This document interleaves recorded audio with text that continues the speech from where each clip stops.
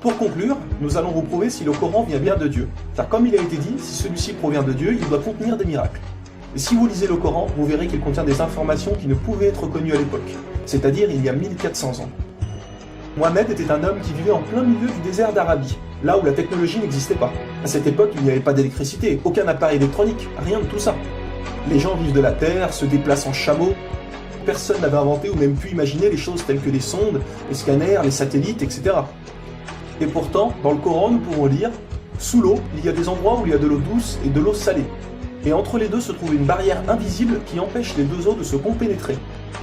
C'est-à-dire que le sel de l'eau salée ne va pas dans l'eau douce. Ces barrières les empêchent. Les océanologues comme Jacques-Yves Cousteau ont découvert cela récemment grâce aux sous-marins où ils ont pu faire des prélèvements d'eau, etc. Qui, il y a 1400 ans, en plein milieu du désert, pouvait savoir qu'il y a des barrières invisibles dans l'océan? Il est écrit dans le Coran que l'univers est en expansion continuelle, c'est-à-dire que celui-ci ne cesse de grandir. Les étoiles s'éloignent les unes des autres constamment. C'est en 1920, grâce aux appareils très perfectionnés, tels que les télescopes puissants, que nous avons pu savoir que l'univers était en expansion continuelle. Qui, il y a 1400 ans, pouvait connaître cette information? Nous savons aujourd'hui que les montagnes sont comme des piliers et possèdent des racines.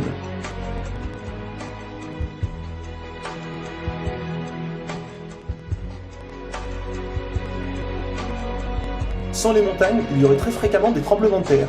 Nous savons grâce aux récentes découvertes qu'elles servent à la stabilisation de l'écorce terrestre. Qui, une nouvelle fois, il y a 1400 ans, pouvait savoir que les montagnes étaient ancrées comme des piliers et que ceux-ci servaient à la stabilisation de l'écorce terrestre?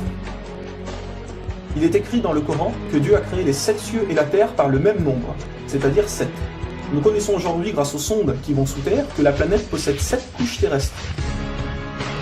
Le noyau interne solide, le noyau externe liquide, la couche D, le manteau inférieur, puis le manteau intermédiaire, le manteau supérieur et la lithosphère.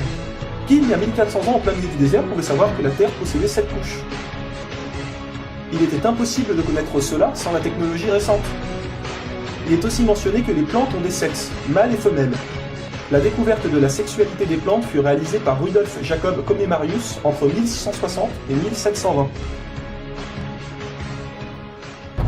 Le Coran explique étape par étape l'embryologie, c'est-à-dire comment un enfant se développe dans le ventre de sa mère. Le professeur Kate Moore, qui a aussi le prix Nobel au Canada de l'embryologie, a confirmé que cela se passait exactement comme indiqué dans le Coran, et a affirmé que ces faits ne pouvaient être connus d'il y a 1400 ans, et que par conséquent, ces informations avaient été révélées à Mohammed par Dieu. Un exemple, le Coran explique qu'à un moment, le fœtus a la forme d'une sangsue dans le ventre de sa mère. Et si on regarde des images des scanners, nous nous rendons compte que l'embryon a exactement la forme d'une sangsue et qu'il s'accroche à une paroi du corps comme le fait une sangsue. Le mot le plus adapté pour décrire cela est sangsue. Vous voyez comment les versets coraniques s'accordent parfaitement avec la science d'aujourd'hui? Pour savoir cela, il a fallu attendre l'arrivée de scanners, de caméras, etc. Qui, il y a 1400 ans, pouvait décrire en détail les étapes de l'embryologie? Pour ceux qui pensent que le Coran copie certaines civilisations, il faut savoir que certaines personnes auparavant avaient fait des suppositions et avaient pensé des choses qui se sont révélées vraies, mais ont aussi fait énormément d'erreurs, et que soi-disant le Coran les avait copiées. Donc par exemple, si vous prenez un mauvais élève qui copie sur un bon élève, si le bon élève a 18 sur 20, est-ce que le mauvais élève va avoir 20 sur 20? Non, bien sûr que non, car le mauvais élève aura copié les bonnes comme les mauvaises réponses, donc il aura aussi 18 sur 20. Alors si soi-disant le Coran copie les civilisations ou peu importe, comment se fait-il que le Coran extrait le vrai du faux? De plus que ces quelques civilisations ne faisaient que des suppositions. Or Mohammed affirme être sûr de tout ce qu'il dit. Le Coran contient plus de 500 versets dus à la science, sans aucune erreur ou contradiction. Et la technologie d'aujourd'hui ne vient pas contredire, mais confirmer tous les versets un par un du Coran.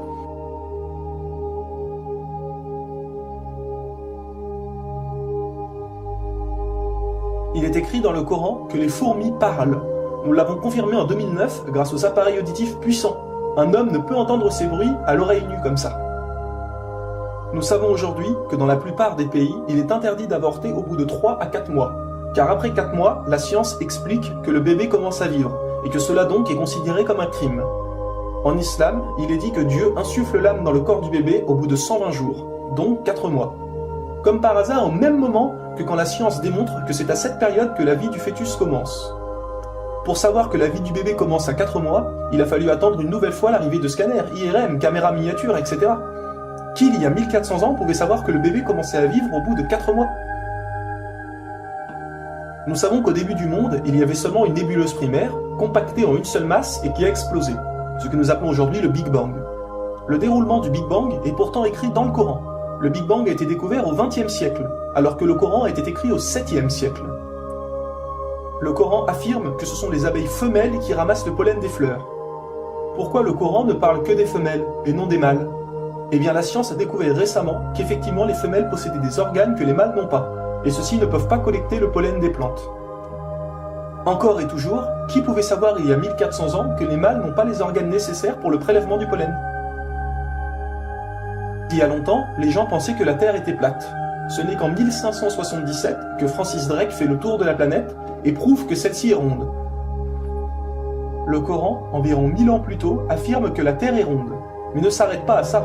Pour donner un exemple, il est dit que la Terre ressemble à un œuf, mais pas n'importe quel œuf, celui d'une autruche. Et si vous regardez un œuf d'autruche, vous verrez qu'il n'est pas tout à fait rond, mais qu'il est aplati en haut et en bas. Celui-ci est de forme géosphérique. Et nous savons aujourd'hui que la Terre non plus n'est pas tout à fait ronde, mais qu'elle est aplatie au niveau des pôles. Et donc qu'elle est également de forme géosphérique.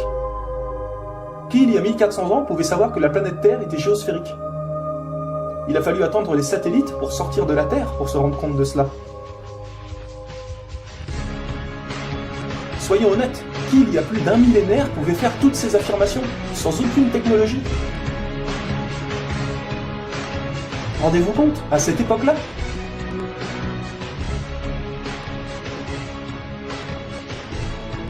Et soyez conscients que je n'ai donné que quelques exemples, il y a plus de 500 versets qui parlent de science sans aucune erreur. Le Coran parle d'astronomie, de biologie, de physique, de géologie, etc. Ça ne s'arrête pas là. Le Coran ne comprend pas seulement des miracles scientifiques, mais des miracles linguistiques ou numériques. Par exemple, le mot terre apparaît 13 fois dans le Coran, et le mot mer apparaît 32 fois. Additionnez 13 plus 32, cela vous donne 45. Si l'on met cela en pourcentage, 32 fois le mot mer sur 45 donne 71%. Et c'est exactement le pourcentage que la mer recouvre sur la surface de la Terre. La mer recouvre 71% de la surface de la planète. Et 13 sur 45 donne 29%. Et c'est exactement le pourcentage que représente la Terre sur la surface de la planète. Croyez-vous vraiment que cela vient du hasard? Le mot paradis apparaît 77 fois. Et devinez quoi? Le mot enfer apparaît aussi 77 fois. Le mot foi apparaît 25 fois. Le mot mécréance apparaît 25 fois. Le mot dunya, qui signifie le monde d'ici-bas, apparaît 115 fois. Akira, qui signifie le monde de l'au-delà, apparaît 115 fois. Le mot ange, 88 fois. Le mot diable, 88 fois. Les hommes, 23 fois. Les femmes, 23 fois. La vie, 145 fois. La mort, 145 fois. Bonne œuvre, 167 fois. Les péchés, 167 fois. Les 7 cieux apparaissent 7 fois. Et il y a encore plein et plein d'autres exemples.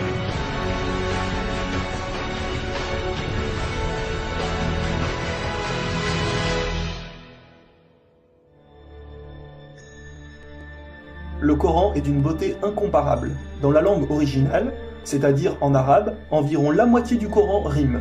Le Coran contient des palindromes. Un palindrome est un mot qui veut dire la même chose si on le dit à l'envers. Par exemple, Bob, à l'envers, vous aurez toujours Bob. Ou kayak, à l'envers, vous aurez toujours kayak. Un mot comme ça peut se trouver, mais une phrase entière, cela est quasiment impossible. Ou alors votre phrase ne voudra rien dire. Mais non, le Coran possède des phrases entières en palindrome, et ces versets ont un sens très profond. Le Coran ne possède aucune contradiction ou erreur. Je vais donner un dernier exemple avant de conclure. Vous allez vous rendre compte de l'extraordinaire précision du choix des mots. Dans un verset, Dieu dit qu'il n'a pas doté l'homme de 2 cœurs. Pourtant, un peu plus loin, Dieu parle aussi des femmes. Alors pourquoi il ne dit pas « je n'ai pas doté l'être humain de 2 cœurs » ? Pourquoi ne parle-t-il que des hommes, puisque les femmes sont mentionnées après ? Quand nous lisons tout le passage, nous nous rendons compte que Dieu ne parle pas au sens littéral, mais au sens figuré. Il explique que l'homme ne peut pas être croyant ou non-croyant, c'est l'un ou l'autre, les deux ne peuvent pas coexister. Ou on a la foi, ou on l'a pas. Mais si nous prenons ce verset au sens littéral, est-ce vrai ? Oui, bien sûr, l'homme ne possède qu'un seul cœur. Mais pour les femmes, elles peuvent être enceintes, n'est-ce pas ? Et quand elles sont enceintes, combien de cœurs possèdent-elles ? Vous vous rendez compte de ça ?